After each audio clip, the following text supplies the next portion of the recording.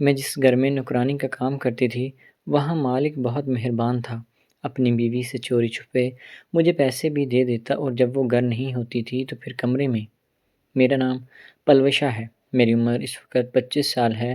میں ابھی کنواری ہوں۔ میں بچپن سے ہی بہت خوبصورت ہوا کرتی تھی۔ میرے بابا مجھے بہت پیار کیا کرتے تھے، میرا ہر ناز نخرہ اٹھاتے تھے، مجھے بالکل رانیوں کی طرح رکھا ہوا تھا۔ میں اکیلی بہن تھی۔ ماما بابا ایک شادی سے آ رہے تھے تو ان کا انتقال ہو گیا راستے میں ایکسیڈنٹ کی وجہ سے۔ میرے چچا چاچی تھے، انہوں نے مجھے جائیداد کے لالچ میں گھر سے نکال دیا۔ میرا اور کوئی بھی رشتہ دار نہیں تھا جہاں پر میں جا کر رہ پاتی۔ میرے ماں باپ نے بھاگ کر گھر سے شادی کی تھی، اس لیے ننیان والوں کا بھی مجھے کوئی اندازہ نہیں تھا۔ میں جب گھر سے نکلی تھی تو میری عمر 14 سال تھی۔ مجھے گھر میں صفائی کا کام مل گیا جہاں پر میں نے 10 سال کام کیا۔ وہاں پر مالکن بہت اچھی تھی، وہ میری ماں کی طرح میرا خیال رکھتی تھی۔ جب وہ فوت ہو گئی تو اس گھر والوں نے بھی مجھے گھر سے نکال دیا اور اب میرے پاس کوئی آسرا نہیں تھا۔ لیکن میرے پاس کچھ پیسے ضرور تھے جس سے میں نے ہاسٹل میں ایک کمرہ کرائے پر لے لیا۔ اب مجھے اور کوئی کام نہیں آتا تھا کیونکہ میں بالکل بھی پڑھی لکھی ہوئی نہیں تھی، اس لیے جو کام مجھے آتا تھا میں نے وہی کرنے کا فیصلہ کیا۔ اب مجھے لوگوں کے گھروں میں کام مل گیا تھا، 4-5 گھروں میں میں کام کرتی ہوں، لیکن یہاں پر میں آپ کو بتا رہی ہوں وہ صرف ایک گھر کی کہانی ہے جہاں پر میرے ساتھ کیا کچھ ہوتا رہا ہے۔ پرانی سوسائٹی میں ایک گھر تھا، اس میں ایک فلیٹ نمبر 7 میں میں کام کیا کرتی تھی۔ وہاں پر صرف 2 لوگ ہی رہتے تھے، مالک اور مالکن۔ صاحب تو بہت اچھے تھے اور میرا بہت خیال رکھا کرتے تھے، لیکن مالکن تھوڑی چنچل تھی، اس کا بیہیویئر بہت روڈ ہوا کرتا تھا۔ وہ بات بات پر مجھے تو کیا اپنے شوہر کو بھی معافی نہیں دیتی تھی، انہیں بھی اچھی طرح کی باتیں سنا دیا کرتی تھی۔ وہ بیچارے خاموش رہتے کیونکہ یہ فلیٹ اس کے باپ نے اسے شادی کے تحفے میں دیا ہوا تھا، اس لیے اسے بڑا ناز تھا۔ مالکن دن کو کام پر جاتی تھی اور مالک رات کو۔ جب میں کام کر رہی ہوتی تھی تو میں ان کے معاملے میں زیادہ دخل اندازی نہیں دیا کرتی تھی۔ پھر مجھے کہیں سے پتہ چلا کہ مالکن کا باہر کسی مرد کے ساتھ تعلق ہے۔ میں نے محسوس کرنا بھی شروع کیا تھا تو مجھے کچھ شواہد بھی مل گئے۔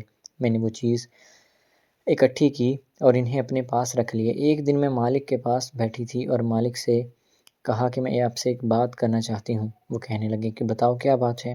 میں بولا کہ برا نہ مانے تو میں آپ کی بیوی کے بارے میں آپ کو ایک بات بتانا چاہتی ہوں۔ وہ کہنے لگے کہ بتائیں۔ میں نے کہا کہ آپ کی بیوی کا کسی لڑکے کے ساتھ چکر چل رہا ہے، وہ اس سے ملنے بھی جاتی ہے اور آپ کو دھوکہ دے رہی ہے۔ جب اس نے میری بات سنی تو وہ گہری سوچ میں گم ہو گیا۔ میں نے انہیں ہلا کر پوچھا تو کہنے لگے کہ مجھے کچھ چیزوں کا اندازہ تو پہلے سے تھا، لیکن میں کیا کروں، وہ میرے ساتھ بالکل بھی پیار نہیں کرتی، بس مجبوری کے باعث شادی چل رہی ہے۔ مجھے سمجھ میں نہیں آتا کہ میرا کیا ہوگا۔ میری اتنی خواہشات ہیں، اتنے جذبات ہیں، ان کی بھی اسے کوئی قدر نہیں ہے۔ جب بھی میں اس کے قریب جانے کی کوشش کرتا ہوں تو مجھے جھڑک دیتی ہے اور مجھے بالکل بھی پاس نہیں ہونے دیتی۔ اسی وجہ سے تو ہمارے ہاں کوئی اولاد نہیں ہے۔ جب میں نے مالک کی باتیں سنی تو مجھے ان پر بڑا ترس آیا اور حیران بھی ہوئی کہ ایسی کون سی بیوی ہوتی ہے جو اپنے شوہر کو قریب نہیں آنے دیتی۔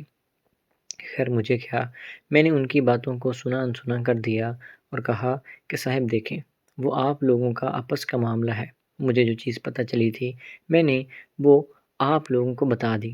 اب یہ آپ لوگوں کا آپس کا معاملہ ہے، میں دخل اندازی نہیں کرنا چاہتی۔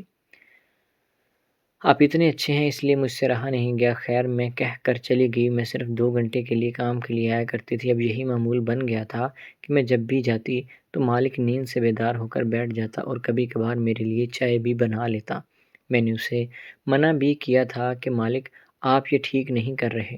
اگر مالکن کو اس چیز کا پتہ چل گیا تو وہ بہت غصہ کریں گی اور میں یہاں پر چائے پینے نہیں کام کرنے آتی ہوں۔ میں جب 2 گھنٹے کام کر رہی ہوتی تھی تو وہ ہر وقت میرے پاس رہتا تھا اور میرے پیچھے پھرتا رہتا تھا۔ مجھے شروع میں تو اچھا نہیں لگتا تھا، لیکن بعد میں مجھے بھی اچھا لگنے لگا تھا۔ میں جا کر پہلے 15-20 منٹ مالک کے پاس بیٹھتی تھی، باتیں وغیرہ کرتی تھی اور پھر کام میں لگ جاتی تھی۔ جب میں کام کرتی تھی تو مالک میرے پاس آتا اور پھرتا رہتا اور ہنس ہنس کر باتیں کیا کرتا تھا۔ میں مالکن سے بھی زیادہ خوبصورت تھی، لیکن وہ امیر زادی تھی اور میں غریب تھی۔ اسی وجہ سے میری خوبصورتی نکھر کر سامنے نہیں آ رہی تھی۔ اوپر سے میرا کام ہر وقت صفائی والا ہوتا تھا، تو میں میلے کو سیلے کپڑوں میں ہی رہتی تھی، اس لیے مالک کبھی بھی میری طرف توجہ ہی نہیں گئی۔ اب چونکہ مجھے اس کے ساتھ ہمدردی ہو چکی تھی اور مالک اب مجھے اپنی پرسنل لائف کے بارے میں بھی بتانے لگا تھا، اور میں بھی اس کی باتیں سن کر بہت دکھی ہوئی تھی، اور اپنی بھی ساری زندگی کی میں نے داستانوں سے بتا دی کہ میرے ساتھ بچپن سے کیا ہوا ہے۔ تو کہنے لگا کہ دیکھو، مجھے تمہارے ساتھ بہت ہمدردی ہے، اور تمہاری باتیں سن کر مجھے بڑا افسوس بھی ہوا ہے۔ اگر میرے بس میں ہوتا تو میں آپ کو تنہا نہیں چھوڑتا۔ اب میں کیا کروں، میری مجبوری ہے۔ لیکن مالک سب کی باتوں سے یہ صاف صاف نظر آ رہا تھا کہ وہ مجھے پسند کرنے لگا ہے اور مجھ سے باتیں کرنے کی کوشش کرتا ہے۔ یہاں تک کہ مالک نے ایک دو بار مجھ سے یہ بھی کہہ دیا تھا کہ تم یہیں پر رہا کرو، کام کیا کرو اور یہیں پر اپنا سامان وغیرہ رکھ لو۔ میں نے جب یہ بات سنی تو میں نے کہا کہ مالک دیکھیں، مالکن بہت غصہ کرے گی، اور میں عزت سے آتی ہوں اور عزت سے ہی جانا چاہتی ہوں، نہ کہ میں یہاں پر پڑی رہوں اور آپ لوگ بھی میری وجہ سے ڈسٹرب ہوں گے۔ ایک دو دن بعد مزید آگے بڑھی اور مالک نے میرا ہاتھ پکڑ لیا اور کہنے لگے کہ دیکھو، میں تمہیں پسند کرتا ہوں اور تم سے شادی کرنا چاہتا ہوں، اور تمہیں اس طرح لوگوں کے گھروں میں ذلیل و خوار ہوتا ہوا نہیں دیکھ سکتا۔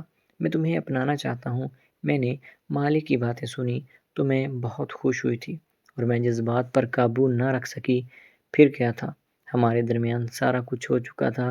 جب مجھے ہوش آئی تو میں نے اپنا سر پکڑ لیا اور مجھے سمجھ میں نہیں آ رہا تھا کہ میں کیا کروں، اور یہ جو حرکت میں نے کر دی ہے اس کا نقصان کیا ہوگا۔ خیر، میں نے جیسے تیسے خود کو سمیٹا اور چلی گئی۔